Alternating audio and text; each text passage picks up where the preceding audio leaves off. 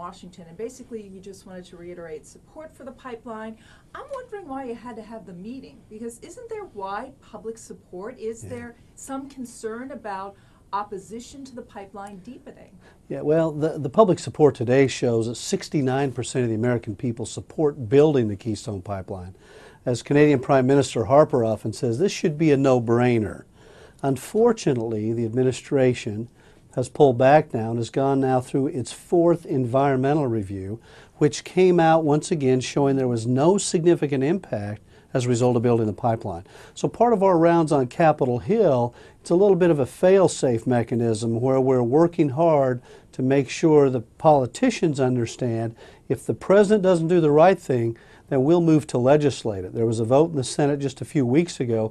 62 senators, 17 Democrats, all Republicans said, build the pipeline now. So we're hopeful the president does the right thing on his own terms, but if not, we've got a backstop in place and we'll move forward with it. Worst case scenario, it doesn't get built. It's not good enough to transport energy by rail. Because we're seeing a lot more of that, too. Well, there's two issues there. Number one, the safety considerations. It's safer to move it by pipeline, number one. Number two, it's more cost-effective to move it by pipeline. It's estimated that every barrel of oil, we add about $5 to it just by moving it by rail. So when you look at the ultimate impact on the consumer, we believe we should do everything we can to bring energy to the marketplace in the most efficient, low-cost way we can to benefit all consumers.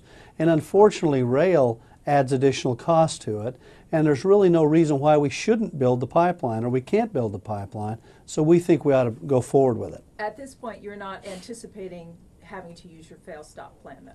No, we're not, but it's just good efforts to reach out and make sure we've got the ability to help remind people who are making decisions that there's broad support and it's going to happen, so we hope they'll do it sooner rather than later.